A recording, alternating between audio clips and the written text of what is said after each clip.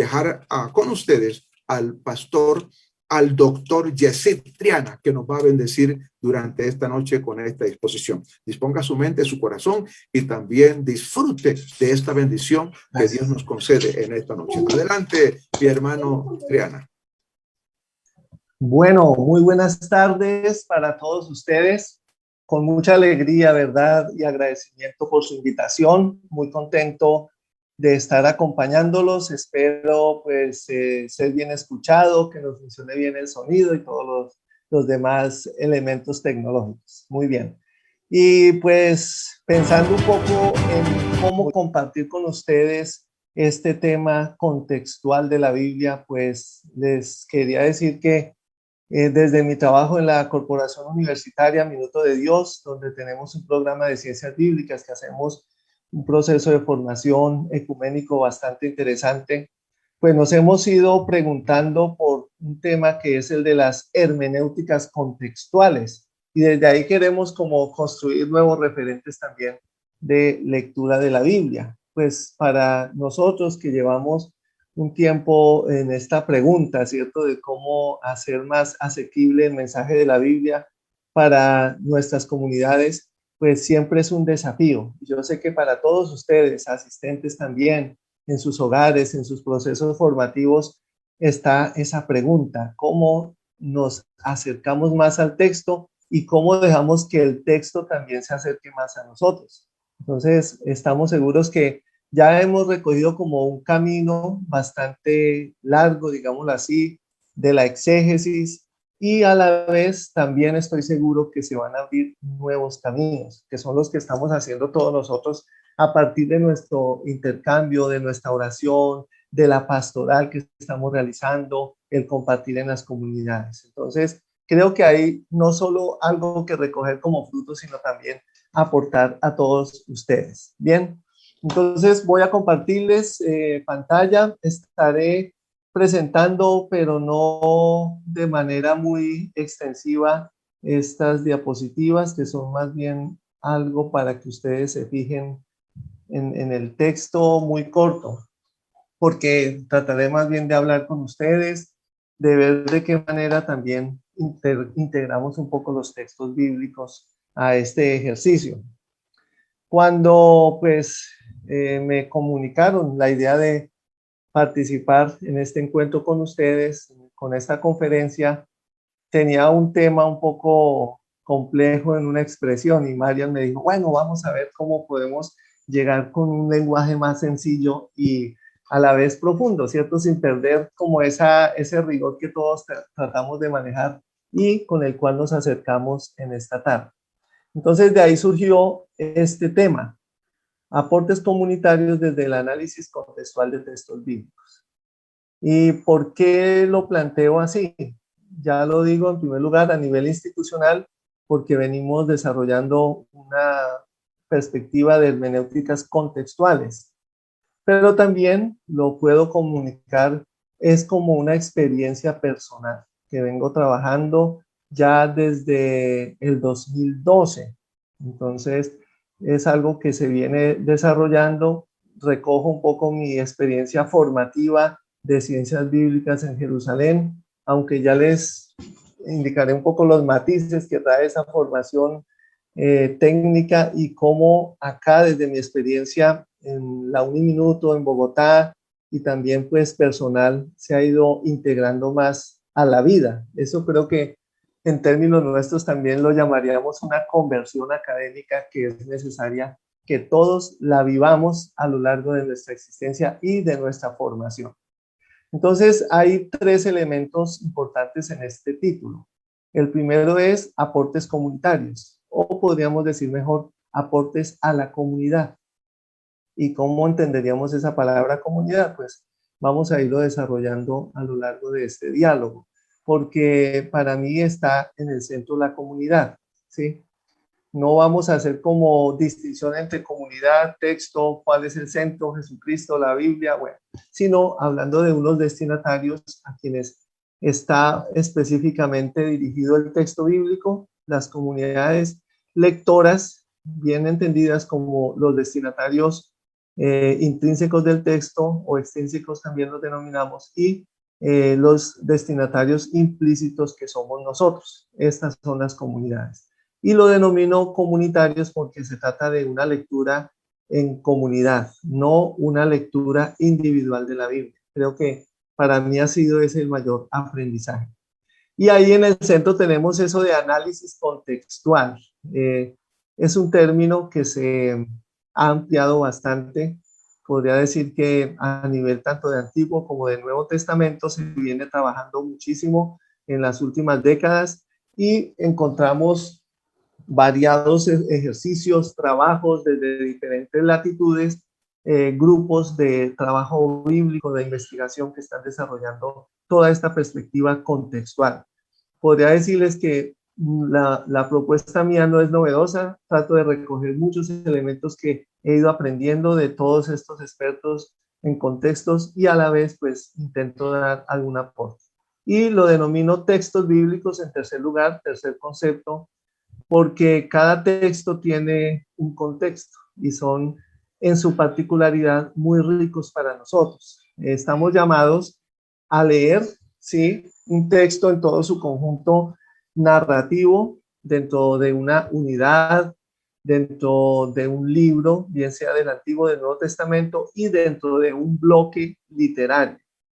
Eso es muy importante. Lo decía Daniel Marguerat, que es experto en narrativa, no aislemos los textos. Los textos es necesario irlos viendo en su función que ocupan narrativa dentro de todo el conjunto de los textos, unidades, libros y bloques literarios. Bien, entonces, de ahí viene ese planteamiento inicial, ¿sí? En el 2012, que ingresé a trabajar en la Corporación Universitaria Minuto de Dios, estaba implementándose una propuesta denominada enfoque praxeológico de la formación a nivel pedagógico. Y me puse a preguntar por eso, ¿cómo será eso de lo praxeológico? Entonces yo lo puse de manera análoga con los contextos. La praxeología va en la línea con lo contextual, es decir, cómo estamos viviendo nosotros y qué estamos viviendo nosotros. Después surgió la idea de hacer un semillero bíblico de exégesis desde el 2012 hasta hoy. Este semestre y desde el año pasado, pues todos estamos en este tiempo de pandemia que nos está enseñando muchísimo a vivir en comunidad de otra manera, a organizarnos, a formarnos. Vean, esta es una oportunidad que tenemos de formación que nos desafía. Una circunstancia mundial como esta no se le denomina ya solamente pandemia, sino sindemia, que son muchos elementos sociales, económicos, políticos que están influyendo en una crisis pandémica como la del COVID-19. Bien, entonces eso me ha llevado a tratar de trabajar un poco más a nivel contextual los textos bíblicos. Entonces aquí tendríamos como ese planteamiento inicial, porque las ciencias bíblicas están, digamos que están enmarcadas dentro de un paradigma. Y acá vienen unos debates muy interesantes de los últimos años, y es que estamos como colocando en una balanza las ciencias bíblicas por un lado, donde consideramos que los exégetas son los que tienen el conocimiento, la sabiduría, el pleno dominio de los textos bíblicos y de los métodos, y en el otro lado está algo que desde mi perspectiva confesional, y sé que es muy cercano a todas las perspectivas confesionales cristianas, es la lectura popular de la Biblia, que podríamos denominarla incluso también lectura comunitaria de la Biblia. Entonces, por mucho tiempo se consideró que eran dos caminos diferentes. Uno era el camino de la lectura popular, donde uno en comunidad, en grupos, en barrios, en barriadas, en sectores, en familias, núcleos, se acercaba al texto tratando de buscar un mensaje de fe. ¿Cómo vivir bien? ¿Cómo vivir mejor? ¿Qué nos enseña la Biblia a partir de o qué podemos sacar de la Biblia como una ética para nosotros? Y cómo crecer en la fe, cómo creer más en el Señor Jesús y cómo afianzar esa fe nuestra. Y por el otro lado están, pues, o estaban las ciencias bíblicas con sus grandes métodos, sus grandes perspectivas, que querían ayudarnos a desglosar cada vez más el texto bíblico y a encontrar la verdad que estaba oculta en ellos. ¿Bien? Entonces, ¿qué pasó? Pues hay un momento de crisis donde se dice no podemos seguir dos caminos. Y en este caso en América Latina ha habido muchas experiencias, ustedes conocerán creo que con suficiente profundidad la revista RIBLA, revista de interpretación bíblica latinoamericana, donde los grandes exégetas que estudiaron latinoamericanos vinieron y empezaron a hacer esa exégesis, pero en una lectura contextual, tratando de centrarla en las realidades de mujeres, de hombres, de niños, de víctimas en América Latina. Entonces ahí ya empezamos a ver que sí, es importante esa articulación y se llegan a conclusiones como ver que primero no son dos líneas opuestas, sino ni paralelas siquiera, sino que son dos líneas complementarias. Es decir, cómo nos enriquecemos nosotros a partir de la ciencia bíblica. Y aquí es un desafío para todos nosotros y por eso ustedes se están formando con diplomados y están cada vez profundizando más el conocimiento de las lenguas bíblicas, del hebreo, del griego, los contextos bíblicos, sé de sus trabajos también muy grandes, de difusión a nivel de material también que nos aporta a conocer ese contexto bíblico. Entonces las ciencias están aportando cada vez más a esa lectura popular, pero a la vez necesitamos darle ese calor humano, ese corazón a las ciencias bíblicas, que no sean simplemente como algo que se estudia con unos guantes de cirujano y arrojan unos resultados que no se pueden contaminar porque el estudiante o el exégeta debe ser alguien neutral, ¿no?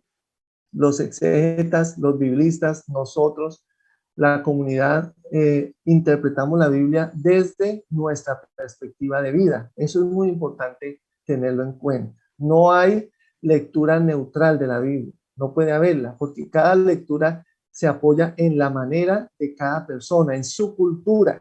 Y creo que ahí es donde también viene otra fuerza grande de esta lectura contextual. Todos estamos ubicados en una cultura. Y hay un elemento que siempre les insisto en clases, es, por ejemplo, una mujer no puede leer la Biblia igual a un hombre. ¿Por qué? Porque ustedes, damas, tienen unas sensibilidades muy grandes que nos ayudarían a comprender mejor el texto si esa mirada la comparte. Y ahí es donde no podemos todos leer igual el texto ni compartirlo igual. De la misma manera los niños o las personas en diferentes situaciones, buenas y otras más adversas. Desde esas realidades humanas es que es la invitación a integrar estos dos aportes. Por eso, en segundo lugar, digo que depende nosotros como una complejidad es la concepción que tenemos nosotros de la Biblia.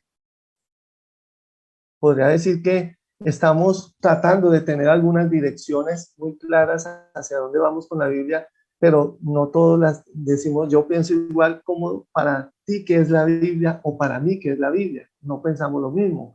Y la actualización del mensaje. ¿Qué entendemos por actualización del mensaje? Noten, y si nos hacemos ese ejercicio, ojalá lo hagan en sus comunidades, piensen, para ti qué es la Biblia y para ti cuál es la finalidad, cómo actualizar el texto. Van a descubrir diferentes posturas muy ricas, muy variadas, que nos van a trazar unos derroteros bastante importantes. Entonces, ¿cuál es la propuesta en este caso? Pues proceder a una lectura integrada, contextual, por eso la denomino así también, o praxeológica, con una palabra un poco compleja, que ya explicaré un poco, que se presenta como una praxis bíblica tipo. ¿En qué consiste eso? No es una palabra mía tampoco, ya lo hemos escuchado, John Barton y otros autores, dicen que los textos nos presentan una praxis. ¿Praxis qué es? Práctica, un hacer, digámoslo en palabras, en un verbo así muy común, un hacer. Y ese hacer se convierte en modelo, en un tipo para nosotros. No hablemos de lectura tipológica de la Biblia, que es una lectura bastante tradicional con los famosos 4 sentidos de la Biblia. ¿Ven? Acá es donde ya tenemos que ir articulando la perspectiva hermenéutica del texto. Esto, segunda diapositiva que ustedes ven, es como una ubicación en la cual nosotros nos hemos encontrado a partir de los estudios, digamos, científicos de la Biblia, ya desde 1800 hacia acá. Entonces noten que hay dos puntos de referencia. Tenemos dos puntos de referencia. Uno es el texto en amarillo y el otro es el lector. Y pensemos nuestras praxis de lectura, ¿por qué entrada vamos nosotros? ¿Por qué elemento? ¿El textual o el del lector? Y los dos son válidos. Son dos ejercicios totalmente válidos y necesarios. Entonces, desde el texto, pues nos hemos acostumbrado a conocer lo que conocemos también como la exégesis diacrónica o la exégesis sincrónica, ¿cierto? Son dos metodologías, las que denominamos métodos de la exégesis bíblica como tales, ¿sí? Entonces, vean algunos elementos que son para recordarlos nada más y ubicarlos, los aspectos genéticos, ¿cierto? Entonces, ¿cuál es el texto original? Nos preguntamos nosotros, y ahí surgen las preguntas del autor, las preguntas por la fecha de composición, cuáles son las tradiciones que están subyacentes. Y hay debates aún al respecto, aunque cada vez se ha ido renunciando a buscar estos elementos que ya nos los han aportado, como he dicho antes, nuestros grandes exégetas ya, y pues se aporta esa perspectiva histórica del texto, que no hay que renunciar a ella tampoco. El contexto vital, Sitchin Leven, que es un término acuñado ya también para nosotros. Y ahí pensamos en el lugar, entonces, dónde fue escrito, qué características tenía, los destinatarios, quiénes eran ellos, cómo vivían, qué circunstancias estaban pasando. Y creo que es ahí donde está la riqueza de esa perspectiva y mirada histórica de los textos, o el sentido que nos da el texto. Digo el sentido en singular. ¿Por qué? Ahí pensamos y ubicamos lo que son las formas literarias, los géneros y las diferentes redacciones o intencionalidades que han querido dar los autores. Entonces, noten cuántos elementos hay acá. Y son no para sintetizarlo, porque como les digo, esto es un campo abierto y bastante amplio que tenemos nosotros. Me paso al otro lado, al del lector, ¿cierto? En este caso, nosotros como comunidad lectora. Y he puesto algunos aspectos, algunos elementos. Horacio Simian Joffre había hecho un artículo ya en el 88, 1988, siglo pasado, donde habla de una metodología llamada pragmalingüística. Les recomiendo buscar algo acerca de esos elementos. Lectura pragmalingüística de la Biblia. Y acá, a diferencia de los métodos clásicos, tenemos muchos sentidos. No hay un solo sentido desde los lectores, porque hay muchos sentidos, por lo que hemos hablado antes, según los contextos que vivimos nosotros, hombres, mujeres, niños, lugares, ciudades, escalas laborales, situación social, anímica, hay muchos sentidos, pero no nos vamos a quedar solo con esos sentidos, porque hay diferentes situaciones. Eso nos lleva a dialogar, a intercambiar, a compartir. Desde algo que se está hablando ahora en pedagogía, que son los bordes o los horizontes. Un borde, pues uno mira ahí y hay un abismo. ¿Cómo abrimos los horizontes nosotros de la hermenéutica bíblica? ¿Cómo saltamos esos bordes? ¿Y cómo construimos algunos puentes? ¿Para qué? Para llegar a lo que dice en último lugar, a una lectura que sea relevante. Vean que no es solamente, no, este es el sentido para mí, este es para mí. No, sino que en una construcción que hacemos comunitaria, llegamos a buscar y a identificar más bien, porque es entre nosotros lectores una lectura que sea relevante, que sea apropiada, que sea pertinente para nuestra comunidad lectora. Muy bien, entonces ahí surge un esquema como este que les acabo de presentar. ¿Cuál es ese esquema? Podríamos hacernos algunas preguntas iniciales, ¿cierto? Para analizar los textos bíblicos. ¿Por qué escogemos esos textos?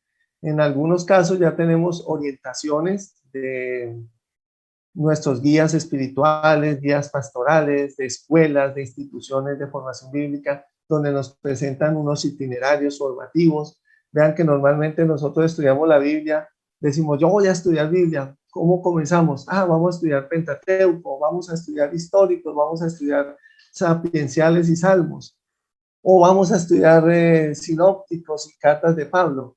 Y la pregunta es, ¿por qué no podemos comenzar de otra manera, con otras perspectivas más, por ejemplo, históricas? ¿Por qué no empezamos a estudiar desde el posexilio? ¿O por qué no empezamos a estudiar desde las situaciones vividas en la destrucción de Jerusalén en el año 70 después de Cristo, en la última destrucción? ¿Sí? Entonces, aquí surgirían esas preguntas. ¿Por qué escogemos nosotros los textos bíblicos para estudiarlos en comunidad? Y puedo decirlo porque estoy haciendo también compartir una experiencia con ustedes, que algunas veces escogemos los textos es como porque son ya conocidos para nosotros. Sí, es que yo trabajo esos textos. Sí, esos textos son comunes para mí, o yo tengo mucha facilidad con eso. En un libro que tenemos de análisis praxeológico, digo que nosotros a veces olvidamos una serie de textos que tienen una riqueza y que son muy importantes en este ejercicio contextual. Les voy a poner un solo caso que tengo acá, y es el de Números capítulo 22. En Números 22, recordemos, 22 al 24, 25, que es bastante extenso, es una unidad completa, muy rica, de mucha tradición, incluso antigua, según lo que acabé de mostrarles, las tradiciones ya vistas. Hay unos elementos populares, anecdóticos, muy interesantes. Tenemos, pues, en primer lugar, una perspectiva histórica, y es el paso del pueblo de Israel hacia Moab antes de entrar a la tierra prometida. Pero tenemos la parte anecdótica, y es que el rey, ¿cierto? Balac manda a llamar o contrata a un profeta de Mesopotamia llamado Balaam para que maldiga al pueblo de Israel. ¿Ven? Son elementos que uno empieza a preguntarse cómo funciona a nivel cultural eso de la bendición, la maldición, una persona que no es del pueblo, ¿cierto? Un extranjero que va a maldecir. Bien. Y ahora estaba leyendo, repasando un poco el texto en hebreo, y decía el autor, o el texto nos dice cómo a él fueron a buscarlo, y en el versículo 8 él les dice: pasen aquí la noche y les responderé según lo que me diga Yahvé, Jehová. Le responderé según lo que me diga Jehová. Y esto ya es el primer elemento para mí de enseñanza. ¿Por qué? Si él no es un profeta de Jehová, de Yahvé, ¿por qué él va a consultarlo a él para ir a hacer ese trabajo de maldición? ¿Ven? Y a veces nosotros leemos el texto, pero no nos estamos dando cuenta de los elementos que tiene construidos a nivel sintáctico, a nivel narrativo. Bien. Y más adelante dice que el versículo 9, entró Dios, y ahí en el texto dice Elohim, que es el otro nombre de Dios empleado como en esta gran tradición del Pentateuco. ¿Ven? Ya aquí me lleva, porque esa es la idea, cómo nos apropiamos los métodos y las lecturas, las tradiciones. Ya aquí me está llevando a pensar, aquí hay dos nombres de Dios, y no es que sea contradictorio, es un proceso teológico que ya me está mostrando en la comunidad cómo comprenden a ese Dios con su nombre propio, Jehová, Yahvé, y con su nombre, digámoslo, atributivo, uno de los que tiene Elohim, y que nos lleva a valorar esas tradiciones. Y él, bueno, dice que él va a consultarlo, y Dios le pregunta que por qué eso, y que mejor eso no está bien, que no vaya. Eso, digamos que dentro de una perspectiva tradicional, es muy interesante para nosotros escogerlo. Entonces, ven, aquí nos preguntamos por qué el texto. No escoger textos solamente para la lectura comunitaria muy superficiales, no digo porque sean superficiales, sino porque son comunes para nosotros.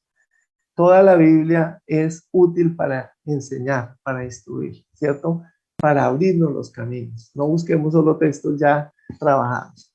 Y lo otro es porque el método. Bien, cuando estudiamos la Biblia también, desde mi perspectiva de enseñanza de ya estos años, surge esto. No solo es problema de contenido de la Biblia, que nos hemos centrado a discutir y debatir ese contenido por muchos siglos, muchos años, muchas décadas. No, yo veo que también para nosotros el problema es un problema de método. El método consiste en la manera como nos acercamos al texto bíblico. Y es lo que acabé de presentarles, desde el texto o desde el lector. ¿Ven? Valoremos ese elemento del método. No todos los métodos son igualmente prácticos para abordar los diferentes textos. Incluso les puedo decir, muchas veces no tenemos en cuenta, por ejemplo, el género epistolar. ¿Cómo estudiamos con qué método la retórica de las cartas de Pablo? Y no lo tenemos muchas veces en cuenta. U otras veces decimos, no, es que para mí es lo mismo estudiar los libros proféticos porque todos dicen lo mismo. No, si estudiamos con método, podemos descubrir esas diferencias en cada libro profético porque hay diferentes épocas y contextos y relecturas del texto. Entonces, notemos cómo aquí ya hay un aporte de la exégesis, llamémosla clásica, tradicional, científica. Pero aquí viene otra pregunta que nos podemos formular nosotros. ¿Qué procesos internos refleja el texto? ¿Qué nos está mostrando en esos procesos internos? Por ejemplo, acá un primer proceso es ese, que Balaam, siendo profeta de otras divinidades, no de Israel, no el Dios de Israel, va a consultar al Dios de Israel. Hay otro ejemplo muy bonito, y es el de Jonás. ¿Quién no se acuerda de Jonás? ¿Cierto? Todos. Cuando viene esa gran tormenta que la barca se va a hundir, empiezan a lanzar las cajas, la comida. Jonás, ¿cómo está? Durmiendo. Entonces, ¿qué hacen los marineros? Empiezan a invocar a sus dioses, ¿cierto? Pero después dice que se dan cuenta que el único Dios que no han invocado es al Dios de Jonás, porque está durmiendo. Entonces invocan al Dios de Jonás y descubren que la culpa es de Jonás, por eso tienen que lanzarlo. ¿Ven? Ahí hay un proceso interno ya muy llamativo y es el de cómo creyentes de otra perspectiva religiosa están mostrando la fe en el Dios de Israel. Mientras que Jonás, que es profeta del Dios de Israel, está durmiendo. Ahí hay elementos internos muy importantes. Eso lo vemos también con Job, ¿cierto? ¿Job de dónde es? ¿Alguien recuerda? No es de Israel, ¿cierto? Y todos decimos el santo Job, el israelita modelo, ¿no? Él no es de Israel. Y les enseña a los israelitas a creer en Dios. Esos son procesos internos del texto. Y a veces no nos damos cuenta de eso. No nos damos cuenta. Entonces, por eso es ese desafío de la lectura contextual, porque el contexto nos va mostrando eso. Muchos elementos que están escritos los dejamos pasar desapercibidos. Ese es el problema. Entonces, miren que acá hay un puente interdisciplinar que se propone. Yo no digo que este sea el método, no, es una aproximación, porque lo que sigue también es otra propuesta. Es qué dicen las disciplinas acerca de, qué dice la antropología cultural acerca de ciertas prácticas. Por ejemplo, la práctica de Abraham de recibir a 3 personajes que vienen por allá caminando y les dice, vengan, siéntense acá, les lava los pies, les dice, voy a prepararle la comidita, manda a matar un corderito. ¿Y qué hace Abraham? Recordémoslo, capítulo 18 del Génesis. Manda a cocinar el cabrito en la leche de la mamá, ¿cierto? Uno no, bueno, qué rico, ¿cierto? Cocinada en leche. Pero ¿cuál es el problemita de eso? Que está prohibido en Levítico, en la Torá. No comerá la carne del animal cocinado en su leche, ¿cierto? En la leche de su mamá. Entonces, ¿qué enseña el texto desde esa mirada antropológica sobre la hospitalidad? Lo que hace Lot es un signo de hospitalidad. ¿Cómo lo entendemos nosotros? ¿Qué culturas son hospitalarias? ¿O qué culturas son? ¿Qué culturas rechazan a los invitados? ¿Ven? Todo eso lo podemos comparar acá. Y por último llegamos al otro extremo, digamos, haciendo el camino, que es el de la hermenéutica contextual, que nos llevaría a unas actualizaciones a partir, pues, de las situaciones que vemos en el texto, que nos pueden servir también para nuestras situaciones de vida y perspectivas de aplicación. Es lo que habíamos visto como una lectura de praxis tipo. ¿Por qué? Porque el texto quedó allá, porque es una experiencia cultural, religiosa, propia de una época y de una comunidad, ¿cierto? Que se nos llega como revelación, pero pasa aquí a este nuevo contexto. Bien, entonces son los elementos como de orientación que voy presentándoles acá. Por encima, digamos, vamos tejiendo hacia dónde queremos llegar. Entonces, se presentan como unos estándares. Digamos que en mi perspectiva he visto como unos de algunas disciplinas como la economía, donde se hablaba de optimizar el trabajo humano.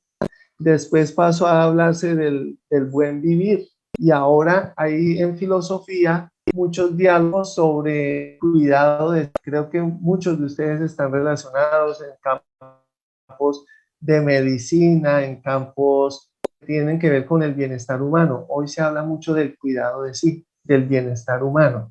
Esto también es un proceso desde la Biblia. La Biblia también, y por eso hay unos estándares de experiencia práctica de nosotros, que podemos leerlos, bien sea de manera horizontal o de manera vertical, ¿sí? Hay una realidad que somos llamados a ver, a juzgar y a actuar. Muy dentro de la guía y la praxis latinoamericana. Yo veo, ¿y cómo veo? Esa sería la pregunta. Pues examinando la realidad. ¿Cómo es la realidad del COVID en nuestros países? Hoy veía el ingreso de ustedes y su reporte del ISSSTE, decían de Buenos Aires, de Callao, de Lima, de Sabaneta, Antioquia. Bien, examinamos la realidad desde el lugar donde estamos, ¿cierto? Juzgamos la realidad, ¿cómo? Comprendiéndola. Y por eso nos dicen mucho, no nos fiemos en los noticieros privados, porque no nos están ayudando a comprender la realidad. Hay que leer más en contexto. Y eso pasa con el texto también. Y en tercer lugar, el actor es colaborador. Claro, creo que acá hay una indicación a la solidaridad. Una solidaridad que se va construyendo cada vez más entre nosotros. Bueno, pero para ver y examinar necesitamos encontrarnos. El encuentro es fundamental entre nosotros. ¿Sí?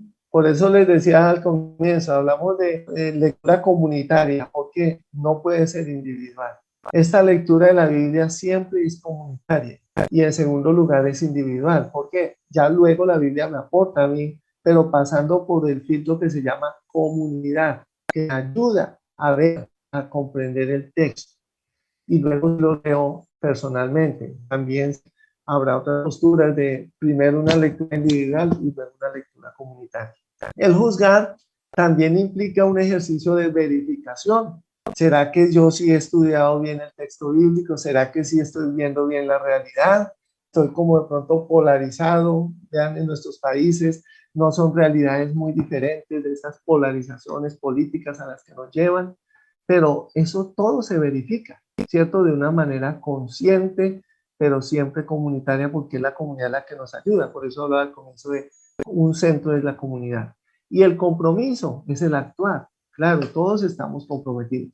Pero en otros términos que me han parecido muy llamativos, que no son nuevos, les digo, estos son términos ya del siglo pasado, es el ver implica realidad experimental. ¿Por qué?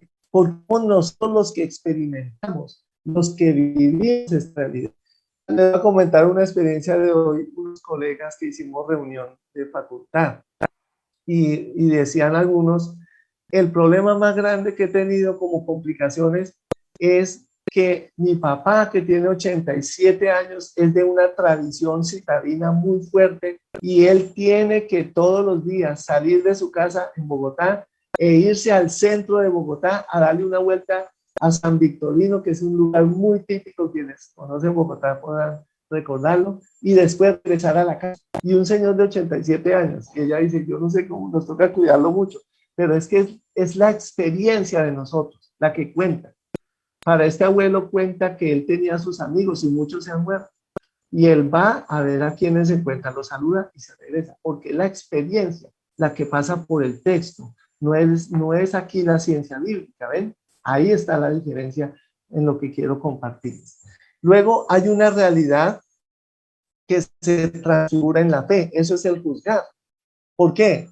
Yo les hablo siempre de un filtro o de un enfoque. Yo con las gafas, pues ahora que están ya rayaditas, porque llevo tiempo sin poder ir al oftalmólogo, al oculista, y digo, no, ya veo como mal. Cuando me las quito, veo clarito, veo la naturaleza, y me las pongo, ya veo como oscuro, rayado.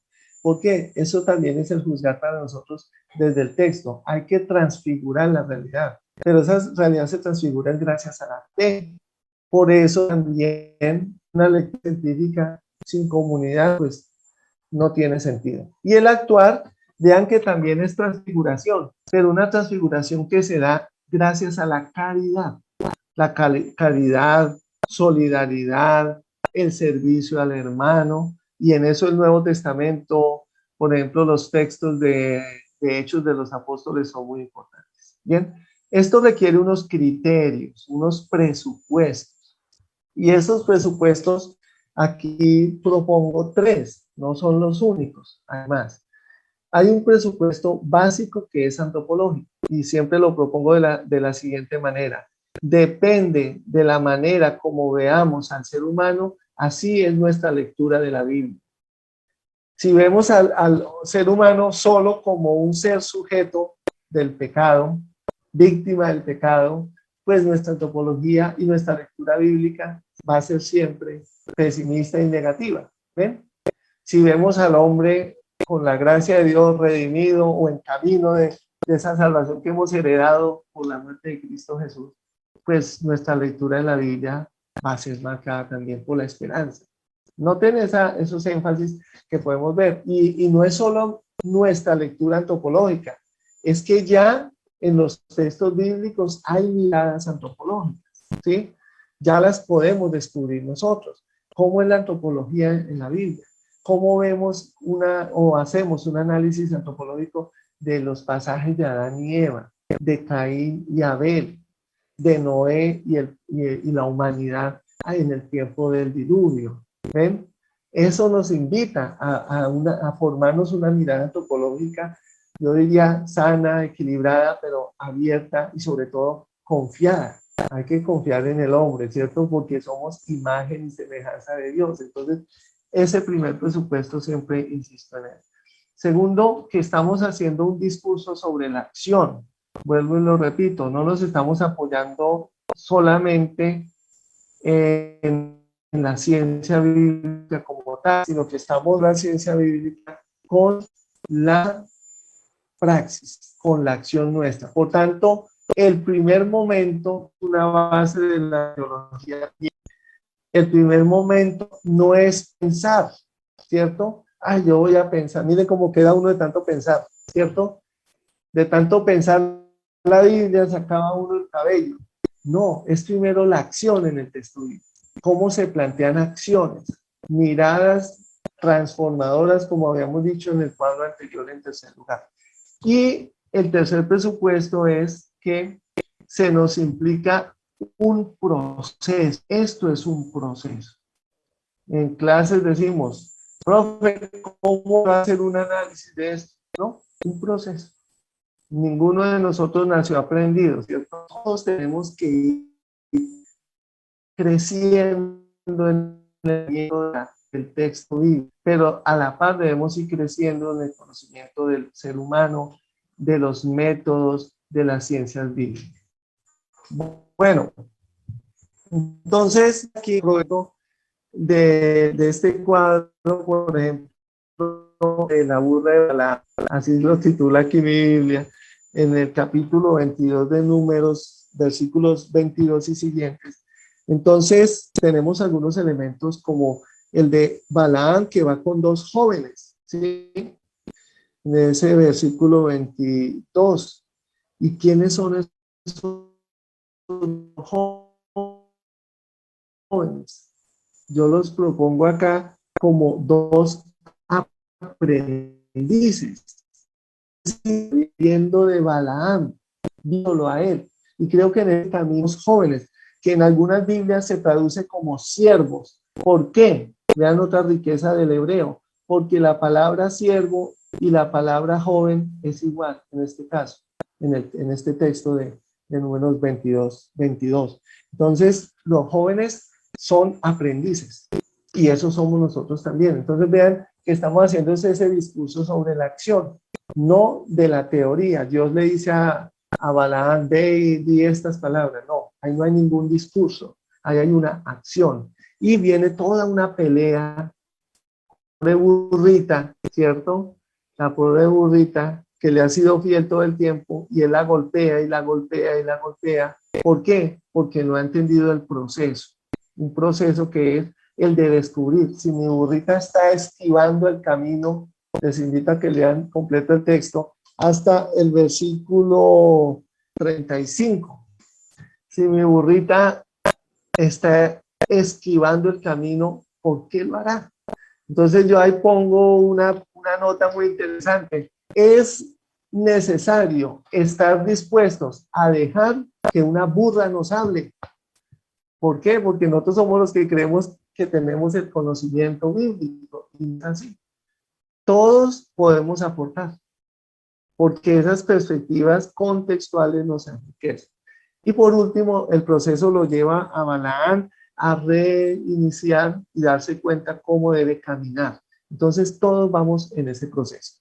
La última diapositiva que les presento es esta. Este es el proceso.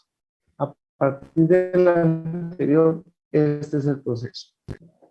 Tenemos 4 pasos. Luego les digo, esto no es mío, esto lo he ido apropiando a partir de las diferentes disciplinas, ciencias y sociales, incluso la praxeología pastoral, que nos aporta a una teología práctica. La primera pregunta es, ¿qué sucede? Descubrir en el texto qué está sucediendo. Para ello, les quiero proponer otro texto muy hermoso que es el de Hechos de los Apóstoles, capítulo 11, versículos 19 en adelante. 19 al 26. ¿Qué pasa acá? Hay una situación inicial, hay una observación, hay un ver que estamos llamados a texto. ¿Qué está sucediendo? Hay un primer hecho, ese primer hecho es el de una dispersión. Esa dispersión que se da, aquí nos dice el texto, por la persecución después de morir Esteban. Vean toda la información que nos está dando el texto. Esa es la pregunta que debemos hacernos con el texto. ¿Qué está sucediendo? ¿Qué nos está mostrando el contexto en este caso? Y luego, ese que vemos nos lleva también a que hay diferentes lugares, Fenicia, Chipre, Antioquía, y que se va predicando la palabra a los judíos. ¿Ven? Eso es lo que está sucediendo. Se predica la palabra, pero solo a judíos. Y miren que después hay otro comentario que llegaron gente de Chipre, de Cirene, Antioquía. Noten el centro de este texto que lo veremos en el capítulo 13, Antioquía de Siria. Muy importante a nivel redaccional de los evangelios y pensémoslo también de la iglesia primitiva. ¿Y ellos qué hicieron? No siendo de origen del centro de Jerusalén, empezaron a anunciar la buena noticia a los griegos. Empezaron a anunciarle a los griegos. Eso para mí es una perspectiva inicial fundamental. Descubramos esos elementos, ¿sí? En el texto. ¿Quiénes son estos chipriotas? ¿Quiénes son estos sirenenses? Hoy hablamos de los nativos, de los digitales nativos, ¿cierto? Y nosotros, los que ya hemos perdido el cabello y los que tenemos canas, somos, ¿cómo es que nos dicen? Migrantes. Yo diría más bien paleomigrantes, ¿cierto? Y ya no podemos aprender. Por mi parte, creo que no aprenderé. Entonces, los nativos son los que están y nacen con la tecnología y la usan sin tener que aprender a usarla prácticamente.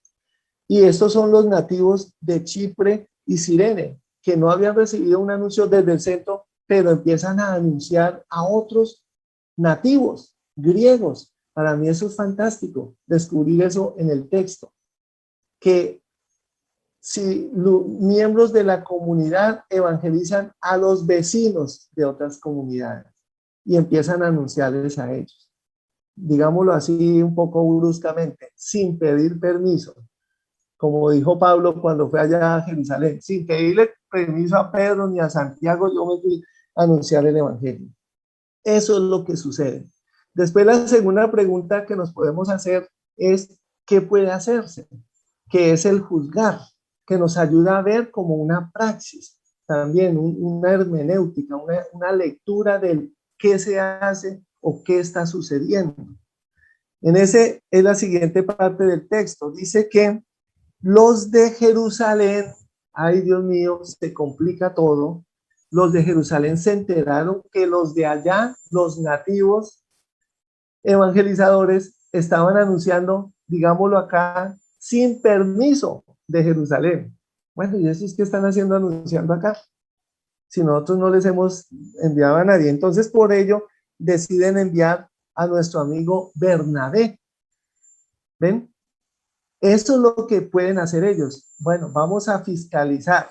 Y por eso envían a Bernabé para que fiscalice y controle la situación. Y lo que pasó, miren, fue totalmente lo contrario.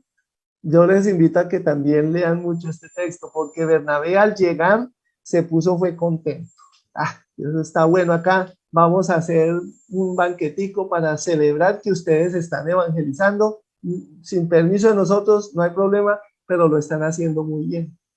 Entonces, vean cómo es de importante esa praxis, porque es renovadora, es liberadora, es transformadora. Por eso pusimos en la columna de última acción transformadora de la realidad.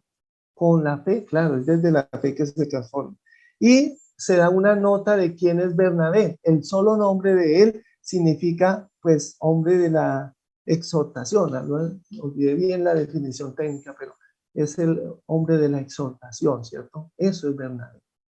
Entonces, él no regaña, él exhorta, él no censura, él felicita, él no condena, él se alegra. Si notan cómo la antropología es importante acá en este contexto. Uno de papá con sus hijos todo el tiempo viéndolos acá. Es que mis hijas no quieren estudiar, yo las regaño, ¿no? Aprendamos de Bernabé que él se alegró y orientó y dijo, están muy bien, y bueno. Entonces, ¿qué viene en el tercer momento? El tercer momento dice, ¿qué se hace en concreto? Ese es el momento del actuar. Y el texto nos muestra un actuar, ¿sí? Porque él dice que partió para Tarso en busca de Saulo. Es decir, Bernabé se alegró y él pudo haber dicho, yo me quedo acá, muy contento con ustedes porque están como que viviendo mejor que en Jerusalén, porque allá hay mucha pelea de autoridad, quedémonos acá. No, él se fue a buscar a un tal Saulo y lo buscó y se lo llevó a Antioquía. ¿Ven?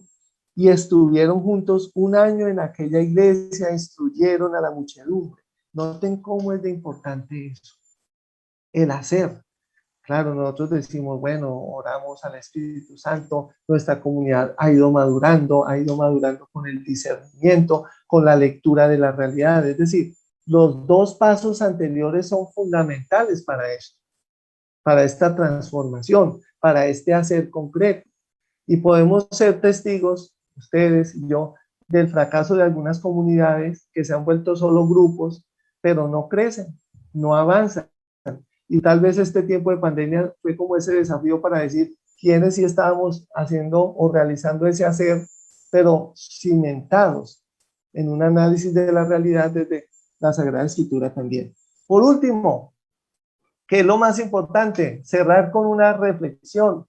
¿Qué aprendemos de lo que hacemos? ¿Qué hemos ido aprendiendo?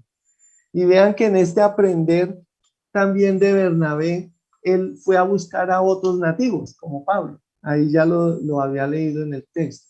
Él fue a buscar a otro nativo. Él no se devolvió a Jerusalén a decir, voy a buscar a otro amigo de Jerusalén que de pronto sea más estricto que yo, a ver si él los corrige.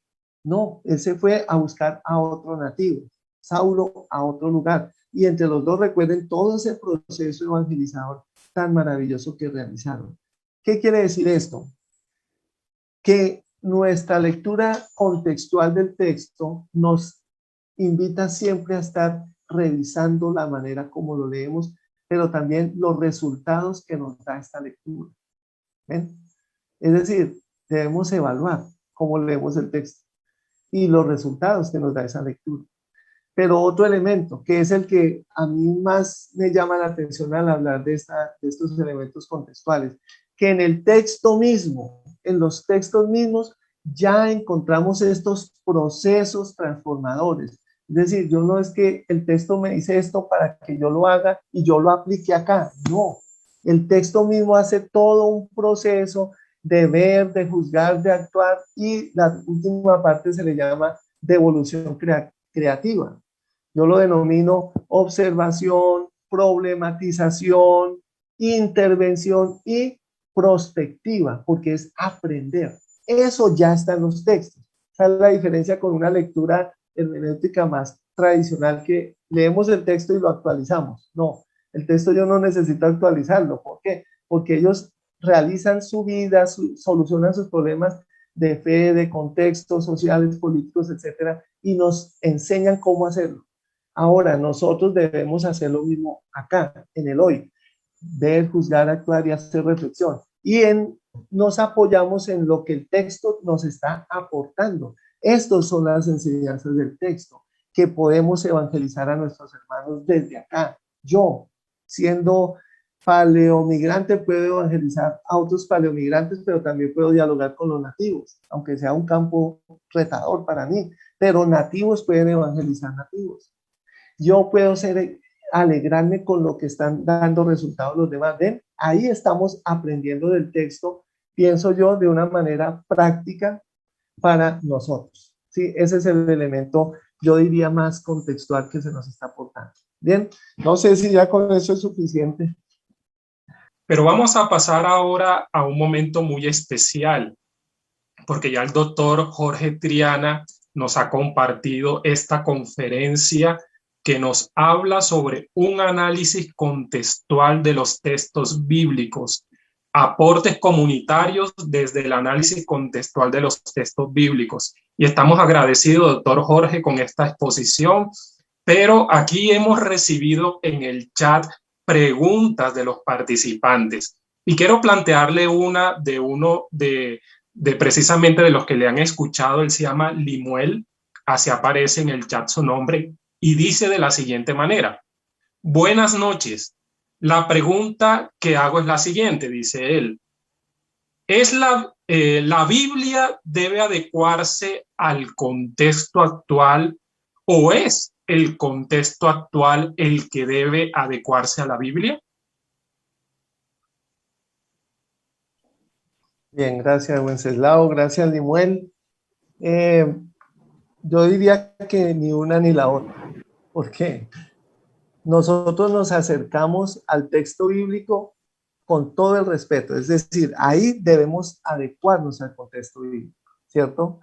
Porque hay una distancia enorme, es decir, la distancia cultural, la distancia de la época, la distancia de las lenguas. Nosotros podremos traducir el texto bíblico. Yo sé, por ejemplo, ustedes hacen grandes esfuerzos en esa es una tarea enorme, cómo traducir los textos, pero esa traducción siempre implica meternos mucho más en el contexto en que nacen, de la historia, la cultura, la gente, la perspectiva religiosa. Entonces, deberíamos adecuarnos nosotros al texto, pero igual no podemos pensar como se piensa en el texto. Entonces, por eso digo que no.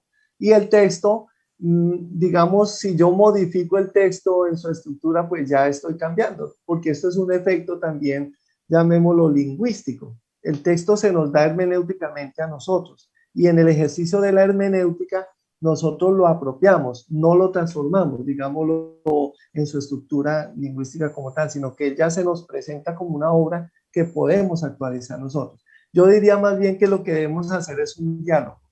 Yo dialogo desde mis perspectivas contextuales con el texto que presenta sus perspectivas contextuales. Y en ese encuentro surgen esos sentidos, esas interpelaciones, como nos decía Pablo, esas actualizaciones.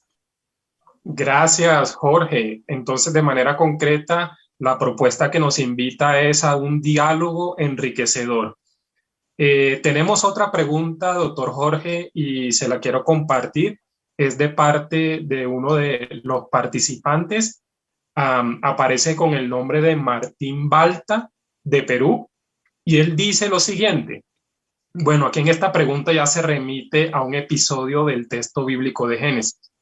Dice, algunos afirman que el motivo por el cual el Señor decidió destruir Sodoma y Gomorra fue más por la falta de hospitalidad y se minimiza el pecado y la degradación moral de ellos. ¿Es esto una contextualización correcta? Bien, ahí yo creo que ya esa es cuestión de exégesis, ¿cierto? La exégesis ha permitido unos resultados como ese. Incluso en haciendo la lectura más juiciosa del texto, yo diría, como nos ha mostrado Martín, el pecado, por ejemplo, sexual no se ve en el texto como tal, ¿cierto? Aunque él dice, bueno, danos esos hombres para que queremos, pero hay unas dificultades en las comprensiones lingüísticas, ¿cierto? Él es el que responde, les daré a mis hijas, y ahí ya se hace esa connotación, ¿cierto? Y algunos han tendido a ver que el problema no puede ser visto únicamente como un problema de esa connotación sexual o de pecaminosa en la comunidad, aunque ha sido la presentación que hacemos. Yo diría que aquí hay una serie de elementos juntos que dan pie y tipifican este caso de esas poblaciones, nos sirven de tipo para que la comunidad lectora, puede ser la comunidad posexílica, entienda ciertas degradaciones comunitarias en su época y se prevengan de actuar de esa manera. Muchas gracias, doctor Jorge, y gracias de manera especial a los participantes que han seguido aquí conectados en este webinar y se han animado a realizar las preguntas. Isauro Sánchez es otro participante. Y bueno, Isauro, has planteado dos preguntas. Yo se las voy a compartir al doctor Jorge para que de manera muy breve, muy concreta, nos pueda dar unas pistas, unas respuestas al respecto. Isauro pregunta, doctor Jorge Triana, ¿qué es un método diacrónico? Eso lo pregunta en primer lugar. Y en segundo lugar, él dice, hace alusión a las epístolas de Pablo y dice que son respuestas a las problemáticas que en su tiempo vivió la iglesia. Y él pregunta, ¿cómo contextualizar la lectura bíblica para una praxis contemporánea? Entonces, de manera muy puntual, yo sé que puede ameritar un análisis detallado, pero ¿qué podríamos decir frente a la pregunta que nos comparte Isauro? Yo creo que, Wenceslao, escogiste las preguntas más difíciles. Eso es lo primero que pienso. Bueno, entonces, Isauro, los dos métodos son diacrónico y sincrónico. La diacronía buscaba, o en esencia, porque como les decía, se ha venido cuestionando, pero en esencia el método diacrónico es a través del tiempo. Busca la genética del texto. Eso es un trabajo de genética. ¿Cuál es el origen del texto? Pero en ese origen se reflejan contextos, el 1611 que les mencionaba, cómo vivían las comunidades y qué redacciones se dan a ese texto según los diferentes contextos, es decir, las relecturas antes de ser editado como tal, como Torá, como Tanakh o como Nuevo Testamento. Entonces, es un trabajo genético e histórico y a la vez crítico, porque usa método. Lo segundo, no solamente parece que se está viendo que las cartas de Pablo pues atendían problemas muy particulares comunitarios, sino los evangelios. Siempre hemos tendido a ver que los evangelios son de un carácter más universal, pero algunas posturas más recientes tienden a ver que también eran problemas particulares que había en las comunidades, pero son perspectivas que se pueden ver acá. Yo diría que no es solamente leer el texto como una época pasada, sino que el texto en sus contextos muestra problemáticas humanas, ¿cierto? Y repito, no son las mismas que nosotros vivimos hoy, porque ese creo que es el error. El error es querer ver que como está en la Biblia, así nos está sucediendo hoy. No, ellos tienen sus problemáticas y las han vivido. Pablo tiende a ayudar a observar estos problemas y a buscar soluciones. Creo que nosotros, guiados a ese modelo paulino de solución a problemas X, podríamos pensar qué problemas tenemos y cómo podemos solucionarlos también, bajo una guía, ¿cierto?, que nos está aportando las cartas y en un elemento que se conoce como hermenéutica, porque es que esa es la hermenéutica, que el texto podemos actualizar su mensaje no para aplicarlo hoy, sino para dialogar con esos mensajes que el texto nos da. Jorge, pues sucede lo siguiente, que mientras estás respondiendo las preguntas, hay quienes se están animando a hacer más. Y bueno, tenemos un poco tiempo, pero voy a unir, a tratar de integrar preguntas de dos participantes, ¿listo? Para ver de qué manera podemos atenderlas en una participación. Héctor Salomón Romero y Gregorio hacen una pregunta, la voy a citar porque creo que pueden responderse con una participación. Gregorio dice, ¿cómo aplicar el contexto bíblico en el contexto actual? Y Héctor nos dice cómo podemos adaptar y entender acciones que aparecen en el Antiguo y en el Nuevo Testamento a la vida actual. Entonces, ¿qué podemos decir sobre esa inquietud que tienen los participantes a la hora de querer adaptar y articular el contexto bíblico con el contexto actual? Sí, entonces creo que ahí va precisamente la propuesta. No podemos aplicar esos contextos porque son desde la época y de unas concepciones muy propias, pero sí podemos dialogar con esos contextos a partir de los nuestros. Y segundo, ahí hay un elemento que podríamos verlo también desde la antropología cultural. Hay situaciones como lo que plantearon de Sodoma y Gomorra, ¿cierto? De Martín. Son cuestiones también culturales que no lo estoy justificando como tipo de pecado o buenas o malas, sino que nos permitirían comprender esas acciones para poderlas valorar también. Incluso vean que desde alguna perspectiva hay casos que son moralmente rechazables, como Abraham, que dijo que su esposa era su hermana y estuvo con el faraón en riesgo allá de la infidelidad y no se denuncia como bueno o malo. ¿Por qué? Porque el texto tiene otra finalidad. ¿Ven? Entonces, algunas veces nosotros hacemos la lectura moral del texto, pero el texto no nos la está dando. Está haciendo una lectura de pronto mostrando el papel de Abraham desde otra manera. Entonces, no siempre una sola lectura es la que el texto nos da. Hay otras posibilidades de lectura. Yo diría que ahí es donde podemos ver que ciertas acciones que podrían ser vistas solo como moral, por ejemplo, podemos verlas también desde el aspecto solidaridad, desde el aspecto fe, desde el aspecto de creatividad, por ejemplo. Gracias, doctor Jorge, por esa respuesta de manera muy puntual. Me quedó una expresión muy bonita. No podemos traspolar de manera rígida contextos, sino que hay que establecer un diálogo y de ahí va a surgir un resultado fecundo de ese diálogo. Doctor Jorge, un minutico solamente. ¿Será que yo le puedo hacer una pregunta personal? Una pregunta en mi caso. Difícil. En 30 segundos o algo muy concreto y para todos los participantes. En última instancia, ¿dónde se encuentra el sentido del texto bíblico? ¿En el contexto del lector? ¿En el contexto del texto? ¿Qué podríamos decir? Sí, mira, lo voy a mostrar así.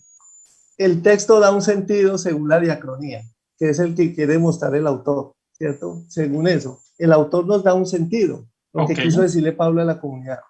Y nosotros como lectores tenemos muchos sentidos, pero en el diálogo nuestro debemos dialogar primero, buscamos un sentido relevante y ese sentido dialoga con este de acá y ahí aprendemos de ese sentido a enriquecer nuestro sentido relevante, ¿sí?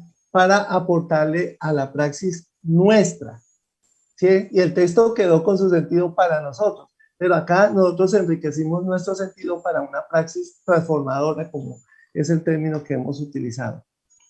Muchísimas gracias, Jorge. Doctor Jorge Triana, quien Dios le ha concedido la oportunidad de tener formación en ciencias bíblicas, maestría, doctorados, una formación muy bonita en la teología. Y bueno, aquí estamos contentos con este aprendizaje que hemos tenido hoy y agradecidos estamos también por todos los participantes. Marian, ¿qué más podemos decir nosotros de esta sección de preguntas y respuestas que hemos tenido en esta noche?